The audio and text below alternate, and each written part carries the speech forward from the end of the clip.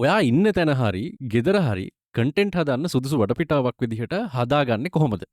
Content හදන්න ඔයාටම කියලා තැනක් නැත්තං ඒකට සුදුසු වටපිටාවක් හදාගන්නේ කොහොමද?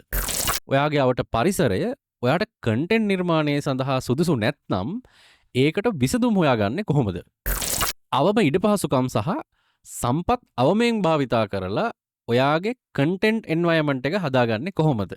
channel එකක් පටන් ගන්න plan කරනකොට ක්‍රියේටර් කෙනෙක් තමන්ගේ අවට පරිසරය සකස් කරගන්න එකේ වැදගත්කම සහ ඒක අපි කරගන්නේ කොහොමද කියන එක ගැන අද වීඩියෝ එකෙන් කතා කරමු. ඉතින් ඔයා දන්නවා අපි හැමෝගෙම අරමුණ තමයි channel එකක් පටන් අරන් සාර්ථකව කරගෙන යන එක. එතකොට අපි මේ වෙනකොට වීඩියෝ කීපයක් පිළිවෙලට ඒ ගැන කතා කරගෙන ආවා. අද මම කතා කරන්නේ ක්‍රියේටර් කෙනෙක් තමන්ගේ ප්‍රොඩක්ෂන් එන්වයරන්මන්ට් එක. එහෙම නැත්නම් තමන්ගේ අන්තර්ගත නිර්මාණය කරගෙන අවට පරිසරය ඒකට සුදුසු විදිහට සකස් කරගන්නේ සහ ඒක සැලසුම් කරගන්නේ කොහොමද කියන එක ගැන කතා කරන්න. හරි.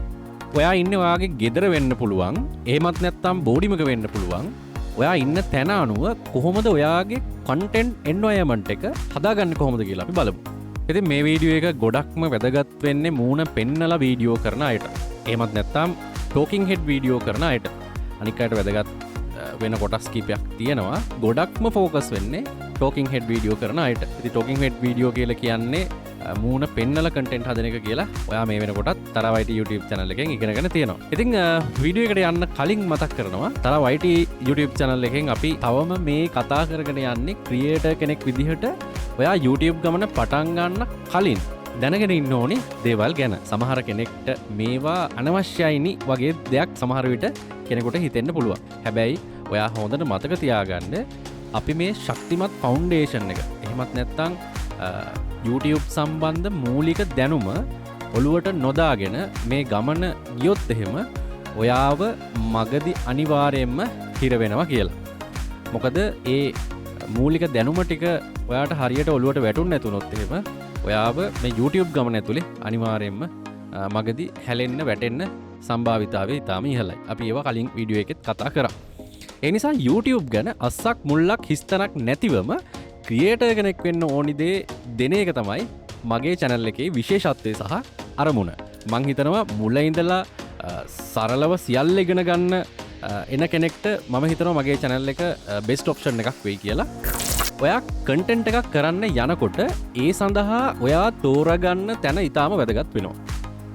ඔයා ඉන්න ගෙදර සද්ද බද්ද අඩුම කාමරේ සහ ඔයාට ස්වාධීනව මේ වැඩේ කරගන්න පුළුවන් තැන තමයි ඔයා තෝරගන්න ඕනි. මොකද වීඩියෝ එකක් රෙකෝඩ් කරනකොට ඔයා අවට ශබ්දවල බාධාව අවම කරගන්න වෙනවා. මොකද නිශ්ශබ්දතාවය කියන එක වීඩියෝ එකක් රෙකෝඩ් කරනකොට ඉතාම වැදගත් සහ ප්‍රබලම කාරණාවක් වෙන නිසා. තවත් විදිහකට කියනවා නම් ඔයාගේ කන්ටෙන්ට් එකේ ගුණාත්මක භාවයට ඒක ලොකු හේතුවක් වෙනවා අනිවාර්යෙන්ම. ඉතින් ඊළඟ කාරණාව තමයි ලයිටින්ග්ස්. ඉතින් ඔයා තීරණය කරන්න ඕනේ ඩේ ලයිට් වලින්ද ඔයාගේ වීඩියෝ එක රෙකෝඩ් කරන්නේ එහෙමත් නැත්නම් ලෝ ලයිට්ස් වලින්ද ඔයාගේ වීඩියෝ එක රෙකෝඩ් කරන්න කියලා.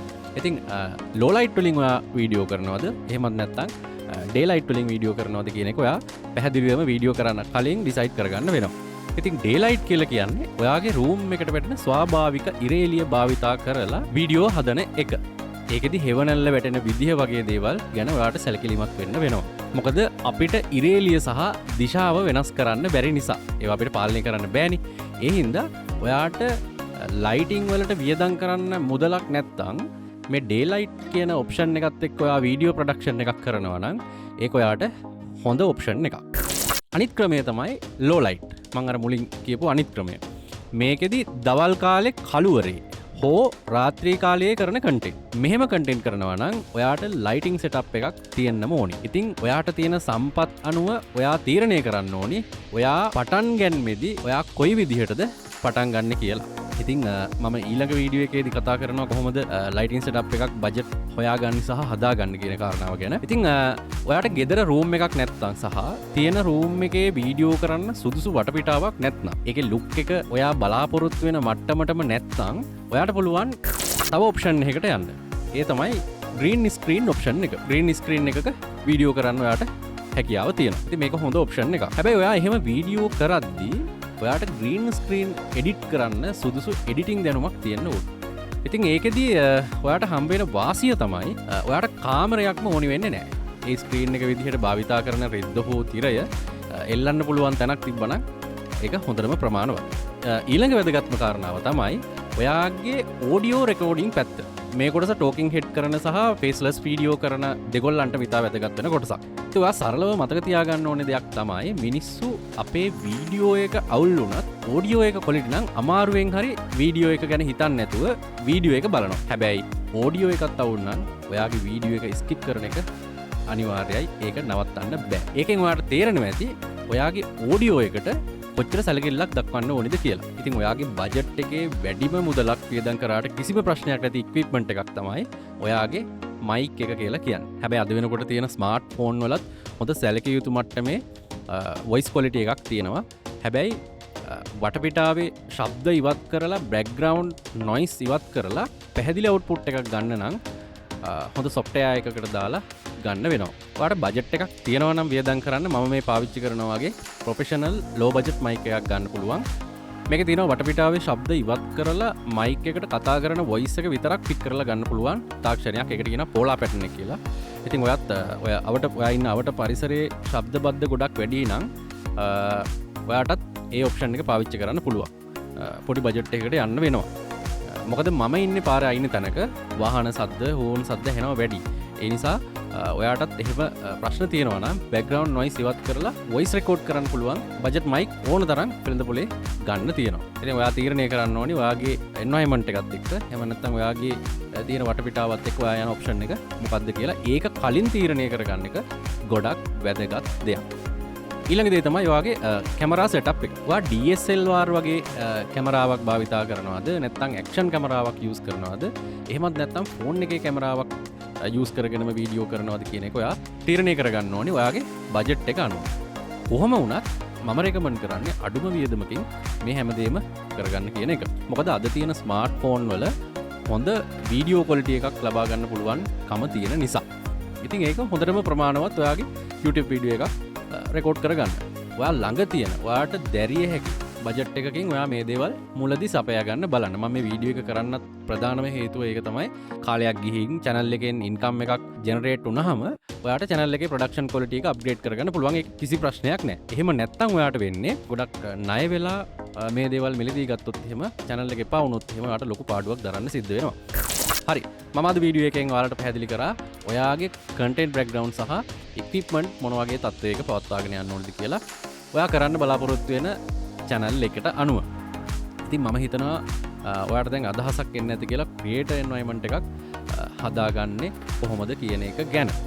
ඊළඟ වීඩියෝ එකෙන් මම ගේනවා අතේ තියෙන බජට් එකට හොඳම ඉක්විප්මන්ට් තෝරගන්න අයිඩියා ටිකක්. එතකොට මේ වීඩියෝ දෙකේ එකිනෙකට සම්බන්ධ වීඩියෝ දෙකක්. ඒ හින්දා ඊළඟ වීඩියෝ එකත් අනිවාර්යයෙන්ම බලන්න. ඉතින් ඔයත් ඔයාගේ channel එක කරන්න සැලසුම් කරලාද තියෙන්නේ? මොනවද ඔයා තෝරගෙන තියෙන ඉක්විප්මන්ට්ස්? එහෙමත් නැත්නම් උපකරණ කියලා එහෙමත් නැත්නම් ටූල්ස් මොනවද කියලා මේ සම්බන්ධව ඔයාට තියෙන තවත් ගැටලු මොනවද කියලා පහලින් අනිවාර්යෙන් කමෙන්ට් එකක් දාගෙන යන්න. මම මේ කමෙන්ට් වලට රිප්ලයි කරනවා.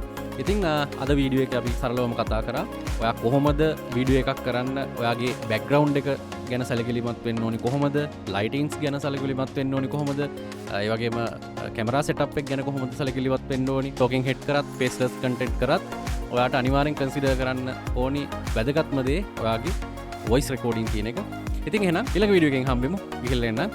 ඔයාට තියෙන ගැටලු පල්ලෙහාන් අනිවාර්යෙන් කමෙන්ට් කරන්න. මගේ සෝෂල් මීඩියා ප්ලැට්ෆෝම් සෙට් එකත් මම ඩිස්ක්‍රිප්ෂන් එකේ දාලා තියෙනවා. ගිහිල්ලා ෆලෝ කරලා එකතු වෙන්න. ඊළඟ වීඩියෝ එකෙන් හම්බෙමු. ගිහිල්ලා එන්න. ඔයගලන්ට සුබ දවසක්.